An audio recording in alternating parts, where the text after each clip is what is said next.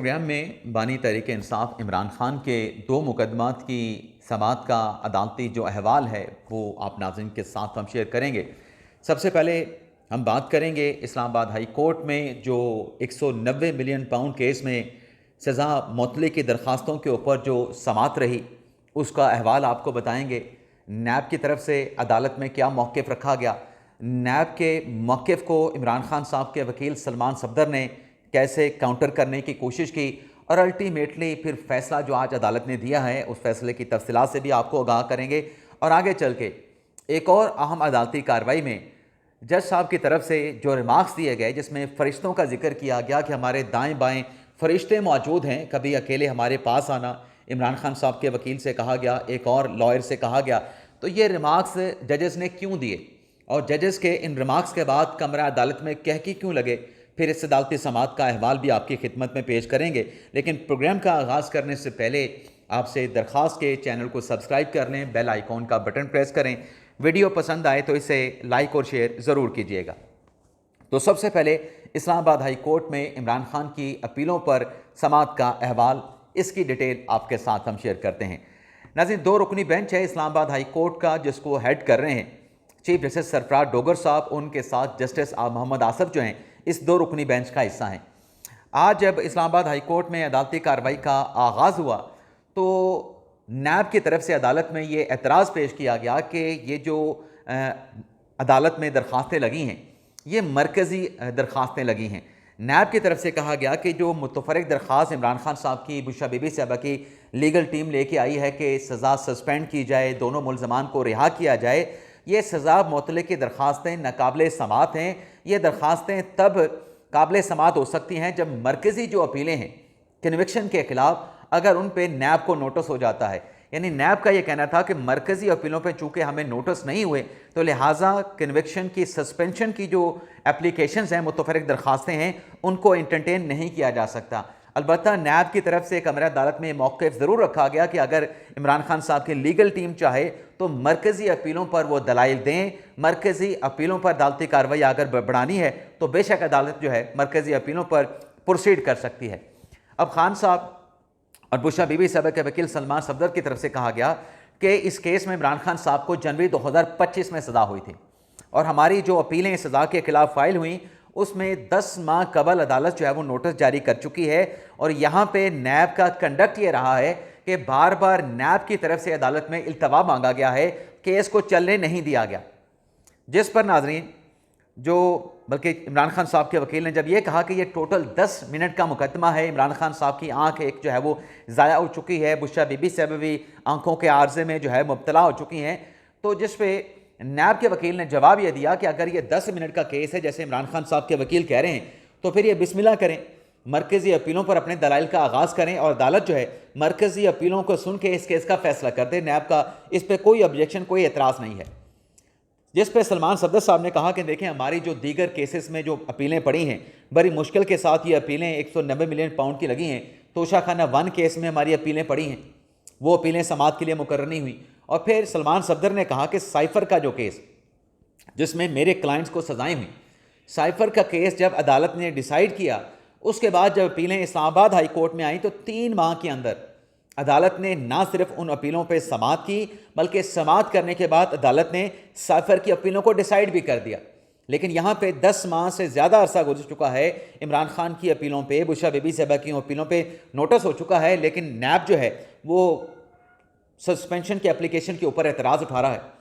अब नाज़रीन, ये जो एतराज़ आज नैब ने कमरा अदालत में उठाया है, ये एतराज़ इससे पहले भी गुज़िश्ता समाअत पर भी नैब की तरफ से उठाया गया था, लेकिन उस दिन प्रोसीड फर्दर नहीं हो सका और केस की समाअत को आज तक मुलतवी किया गया।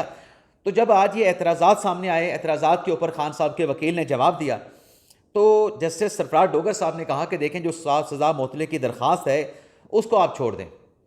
जब मरकज़ी अपीलें समाअत के लिए लग जाती हैं ना तो सज़ा मुअत्तली की दरख्वास्तें पीछे चली जाती हैं।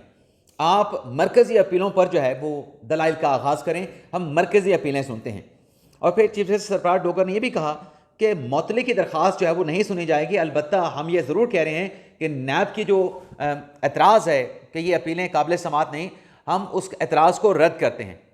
जिस पर इमरान खान साहब के वकील सलमान सफदर साहब ने कहा कि देखें मेरी तो इमरान खान साहब के साथ मुलाकात नहीं होती, मैं जो तैयारी करके आया हूँ वो तो सस्पेंशन की एप्लीकेशन के ऊपर तैयार होकर अदालत के सामने मौजूद हूँ, लेकिन अगर अदालत तमाम बातें नैब की मान रही है तो कुछ बातें हमारी भी मान ली जाएँ।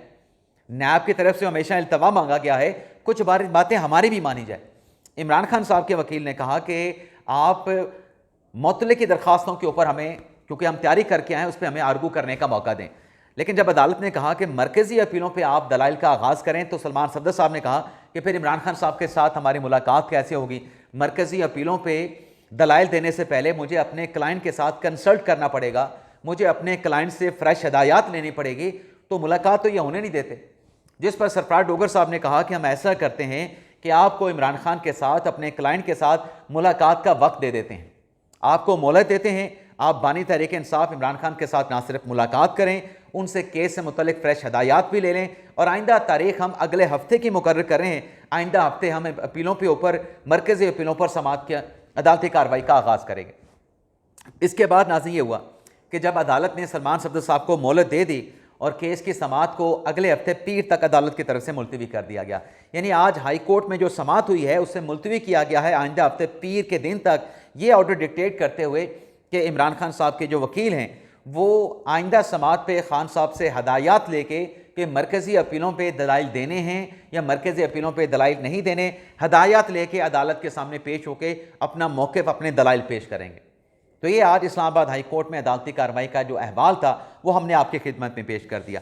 लेकिन एक और मुकदमा बानी PTI इमरान खान साहब का सुप्रीम कोर्ट में भी ज़ेर समाअत आया, और ये नाज़रीन वही मशहूर मुकदमा है जब पनामा के स्कैंडल के दौरान इमरान खान साहब ने शहबाज शरीफ पे 10 अरब की पेशकश का इल्ज़ाम लगाया था कि पनामा के स्कैंडल पे खामोश रहने के लिए शहबाज शरीफ की तरफ से मुझे यानी इमरान खान को 10 अरब की पेशकश की गई। अब ये इल्ज़ाम लगाने पे शहबाज शरीफ साहब ने इमरान खान साहब को डेफेमेशन के सूट में अदालत में ड्रैग कर लिया था, घसीट लिया था, यानी अदालत कटहरे में उन्होंने खड़ा कर लिया था। अब इस केस में आज इमरान खान साहब की 2 अपीलें थीं। अब अपीलें किस नुक्ते पे थीं? अपीलें इस नुक्ते पे थीं कि जो एविडेंस रिकॉर्ड हो रहा था इमरान खान साहब की तरफ से शहबाज शरीफ पे जो इल्ज़ामात लगाए गए, उस एविडेंस के रिकॉर्डिंग का जो प्रोसेस था, जो कार्रवाई थी, उसमें खान साहब के जो वकील हैं मोहम्मद हुसैन चोटिया साहब, खान साहब के वकील ने यह एतराज़ उठाया था कि इस केस में शहबाज शरीफ ने इमरान खान साहब के खिलाफ दावा फाइल किया है, लेकिन यहाँ पे जो सेक्रेटरी लॉ हैं पंजाब के, लॉ सेक्रेटरी पंजाब को जो है इस मुकदमे में फरीक ही नहीं बनाया गया। इमरान खान साहब के वकील ने कहा कि चूंकि लॉ सेक्रेटरी को फरीक नहीं बनाया गया तो एविडेंस रिकॉर्ड नहीं हो सकता। एविडेंस रिकॉर्ड होने के लिए ज़रूरी है कि लॉ सेक्रेटरी पंजाब को भी इस मुकदमे में फरीक के तौर पर शामिल किया जाए। लेकिन अदालत ने, ट्रायल कोर्ट ने इमरान खान साहब के लीगल टीम की जो एप्लीकेशन थी, मुतफर्रिक दरख्वास्त थी, उसको रद्द कर दिया था। और यही फैसला मुतफर्रिक दरख्वास्त को रद्द करने का कि लॉ सेक्रेटरी को फरीक नहीं बनाया जा सकता, ये सिर्फ 2 फरीकैन के माबैन मुकदमा है। एक फरीक शहबाज शरीफ हैं, दूसरे फरीक जो है वो इमरान खान साहब हैं, तो तीसरा फरीक कहाँ से आ गया? लाहौर हाई कोर्ट ने भी यही ट्रायल कोर्ट का फैसला बरकरार रखा था। अब ट्रायल कोर्ट का फैसला चैलेंज कर दिया इमरान खान साहब ने, उनके लीगल टीम ने सुप्रीम कोर्ट में। आज जस्टिस हाशिम काकड़ साहब की सरबराही में 3 रुकनी बेंच ने इस केस की समाअत की है इमरान खान साहब की अपीलों पर। अब 3 रुकनी बेंच में जस्टिस इश्तियाक इब्राहिम साहब शामिल थे, 3 रुकनी बेंच में जस्टिस मियाँ गुलहसन औरंगजेब साहब शामिल थे। और जब 1:15 पे अदालती कार्रवाई का आगाज़ हुआ, क्योंकि इससे पहले जस्टिस हाशिम काकड़ साहब 2 बेंच कर चुके थे। एक बेंच उन्होंने 9:30 बजे किया, दूसरा बेंच उन्होंने 11:30 बजे के बाद किया, और 11:30 बजे के बेंच में जो मुकदमात लगे हुए थे उसमें जो इमरान खान साहब की अपीलें थीं वो 10वें नंबर पे लगी हुई थी। डेथ पेनल्टीज, फौजदारी मुकदमात का अदालत ने जज साहबान ने फैसला करने के बाद जब ये केस टेकअप किया इमरान खान साहब की अपीलों को शहबाज शरीफ के खिलाफ, ट्रायल कोर्ट के फैसले के खिलाफ, तो जैसे हाशिम काकड़ साहब ने पहला सवाल ये किया कि क्या ये सिविल मुकदमा है, फौजदारी मुकदमा है या सिविल मुकदमा है? तो जज साहब के सवाल पे जो शहबाज शरीफ साहब के वकील हैं उनकी तरफ से कहा गया कि ये सिविल नोयत का मुकदमा है। अब ये सिविल नोयत का मुकदमे का सवाल इसलिए पूछा गया क्योंकि इसमें ऐसे इस नेचर के जो केसेस होते हैं उसकी हेयरिंग में काफ़ी वक्त लग जाता है, काफ़ी टाइम टेकिंग इस नोयत के मुकदमात होते हैं। तो जब साहब ने सवाल किया, शहबाज शरीफ के वकील ने जवाब दिया कि ये सिविल नोयत का मुकदमा है, और फिर शहबाज शरीफ के वकील ने कहा कि ये मुकदमा जो है वो काफ़ी टाइम टेकिंग है, जिस पे हाशिम काकड़ साहब ने कहा कि 1:15 तो पहले ही बच चुका है।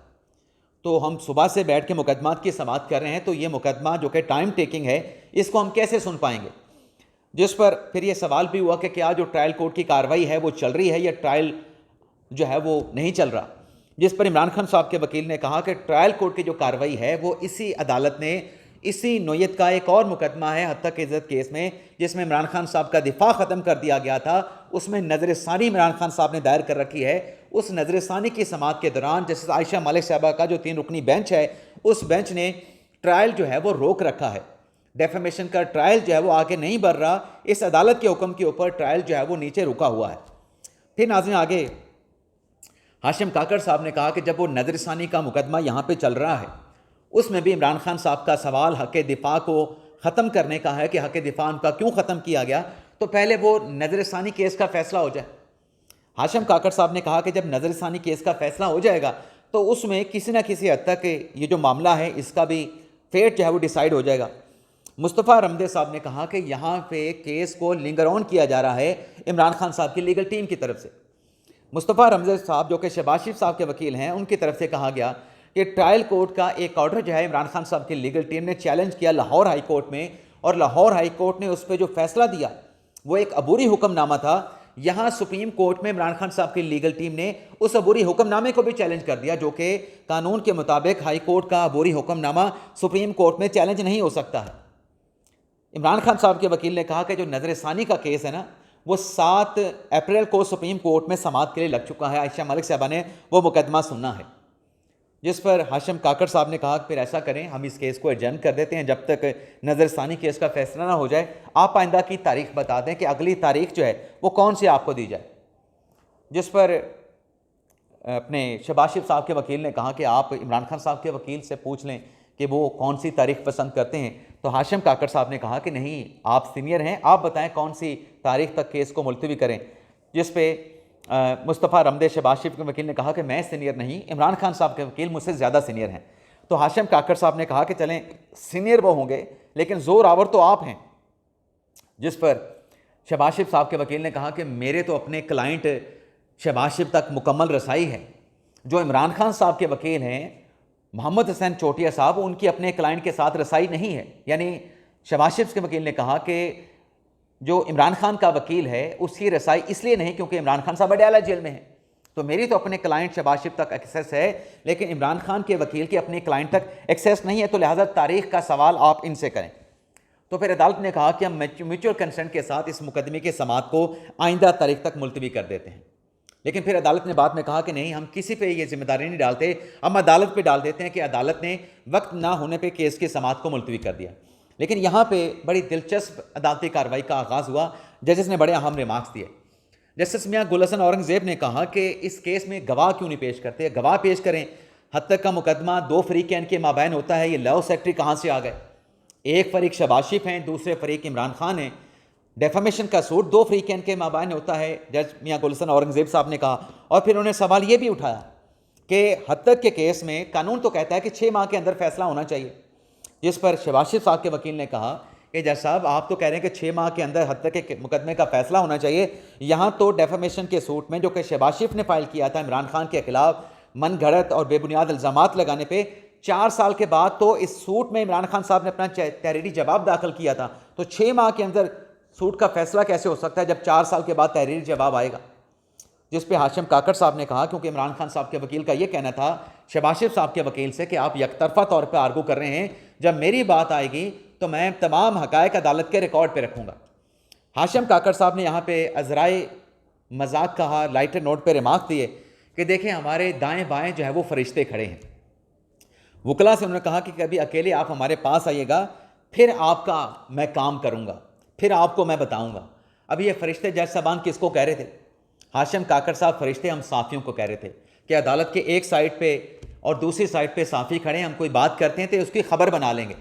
तो ये फरिश्ते साफ़ी जो खड़े हैं, इनकी मौजूदगी में हम कोई बात नहीं करेंगे, कभी अकेले आएंगे तो आपके साथ यहाँ पे और भी ढेर सारी बातें होंगी।